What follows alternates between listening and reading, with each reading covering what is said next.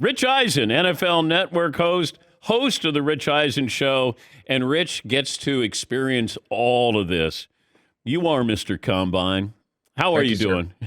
doing? Congruence of interest sounds like that band that your friend is trying to invite you to come to the bar. I'm playing, hey, I got my cover band, Congruence of Interest. Can Thursday night, 9 o'clock, you want to come see it? That's what it sounds like. I think that's Jared Leto's band. That's what it sounds like. Yeah. It's a cover band. I don't know what they cover. But it's just because, again, this is the first time we're seeing coaches and general managers since their exit interviews once their seasons ended, whenever they ended. And so we're wanting an update on things in the NFL media because we want things updated immediately. Yeah. And things can't be updated. It's just like, of course, they want Tua back. Sure. Does Tua want to come back? Yeah. Can his head handle it? Who the hell knows? Nobody knows. So, and that's the same thing with Rodgers, Dan. We're all waiting for Rodgers. When is Rodgers going to give his decision? And, Rodgers is being accused of, in many different parts, of being, a diva or dramatic. And, none of this, as you recall, compares at all to the level of drama that Brett Favre put the Packers through while he was deciding on his future. Yeah. I mean, there's technically still time before the new league year begins, 2 weeks from today, as a matter of fact. I mean, if he was anywhere in the realm of Favre drama, he would say in 2 weeks after the new league year began, I'm out. And then 2 months later or 3 months later say, I want back in. That's Favre.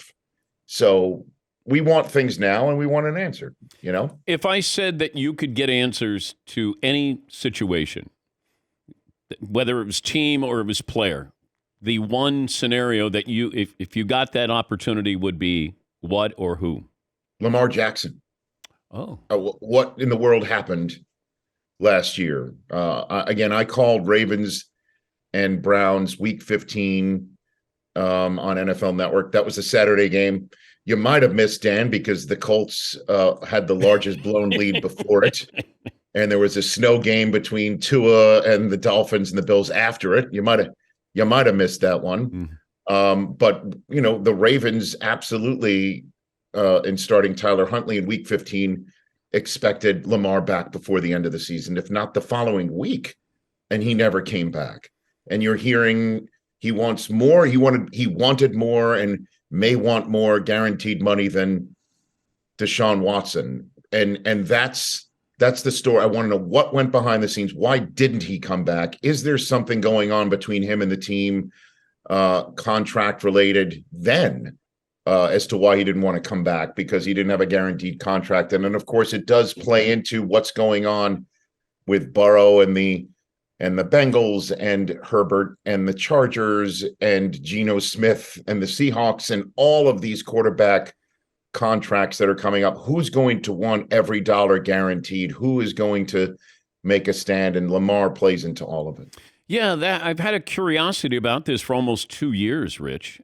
And, with no agent, and now there was information leaked to Stephen A. Smith where he doesn't want a guaranteed contract, which I was told that was completely opposite. Why wouldn't you want a guaranteed contract considering the way he plays?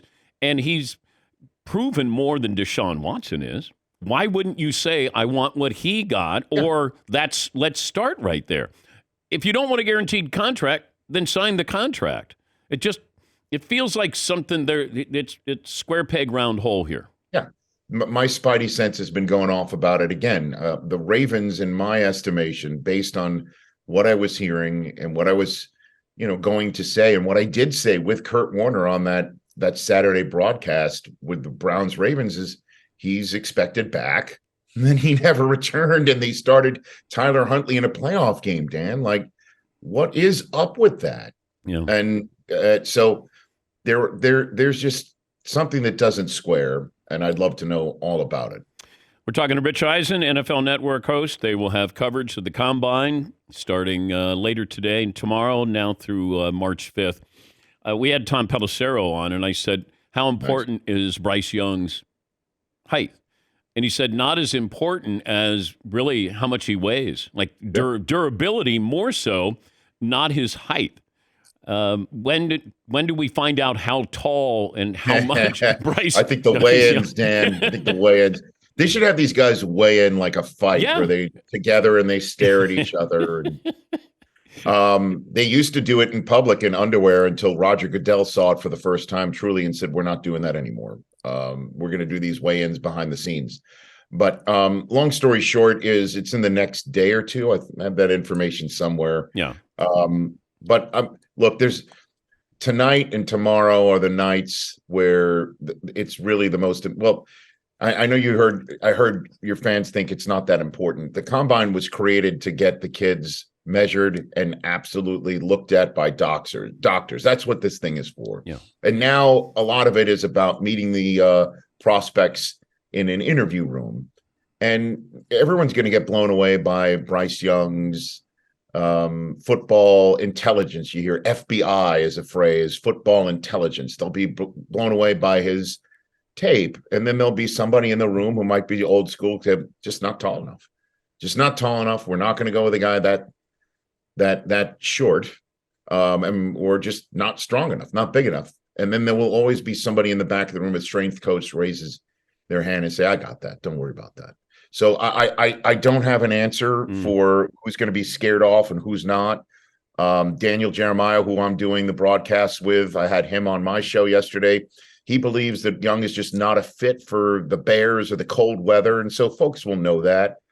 And I think the Bears will eventually make this first overall pick available to whoever does fall for Bryce Young. It might be our hosts, Indianapolis. But in the meantime, they keep talking about their due diligence that they'll have to go through because they do need to make it seem like they're going to choose this draft choice for their own and choose it on a quarterback. And Justin Fields just going to be strong enough to handle that speculation. One of the topics that I know has already come up at the combine, I'm curious what you think about this quarterback sneak rule that the Eagles took advantage of and were really, really proficient at it. Yes. What would be the reason why the NFL would eliminate that? Because they just don't want to play looking like a rugby scrum. They want plays where you can see who's lined up and fans. It's easy to see, and it's just not like, okay, here's what we're going to do. We're just going to turn the game into rugby, and it's just going to be a ring of people just shoving each other around. Like that's not what the league wants. But I do know that some folks believe it opens up possibilities that you can run other plays out of that formation, and that there could be Statue of Liberty plays, behind the back handoffs, and you don't know who has it, jump passes and the like. So to me, the competition committee, when they meet, they need to do three things. They need to make roughing the passer calls that have been thrown, flags that have been thrown for roughing the passer. They need to send that thing to the sky judge, which they don't refer to it as that. They call it replay assist or video assist that is used to sometimes spot the ball or know that somebody's knee was down, so forward progress stops. There's enough time. Let the refs huddle. Let somebody take a look at it upstairs and review it and tell the guys or ladies, pick it up or it's good. And then make the call. That's number one. Number two is we got to get rid of fumbling the ball through the end zone, giving the ball back to the defense. I hate that rule with a passion. Yep. A team gives up 90 yards on defense, but they get the ball back because somebody fumbles the ball 1 inch beyond the pylon as opposed to 1 inch in front of the pylon, which would cause them to keep it. And the third thing they need to do is give me a damn seat on the competition committee already so I can get in the room and pound the table, Dan. Wow. Yes. Okay. I am somebody that should be in that room. There is an I in Rich and Eisen, so I'm using this platform for myself. Well, correct? I helped John Facenda get into the Hall of Fame. Now, I needed a new task. Good influence? I woke up today and I said to my wife, I need a new task. I need a new mission, a crusade. And now I have it. Get me in the room. Get Rich Eisen on the competition committee. Yeah, they should. Somebody should represent the fan. You always hear that, let's change the catch rule. If it's 50 people in a bar, they can tell it's a catch, then let's change the catch rule. 50 people in a bar, they can change the tuck rule. Let's change the tuck rule. Let me represent the 50 people in a bar. It may be a wine bar, but bar nonetheless. Bar none. Bar nonetheless. I would love if we went to the 50 people in a bar to decide some of these calls in the NFL. Yes. Was that a catch? Yes. Yes. Let the refs huddle up. Let's go to some bar in Iowa and let's get it done. Correct. Right in the heartland. Have fun there. Thank you, DP. Good to talk to you as always. That's the popular Rich Eisen, NFL Network host and a host of the Rich Eisen Show.